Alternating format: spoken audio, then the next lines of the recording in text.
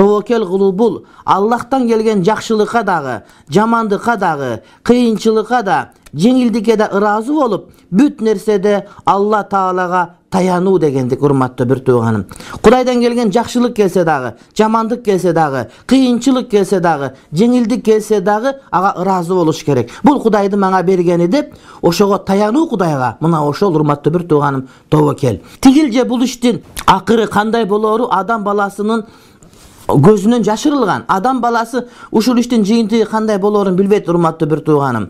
Бирок Аллах Таала биз үчүн тандаган нерсе биз үчүн өзүбүз тандаган нерседен жакшыраак болуп эсептелет.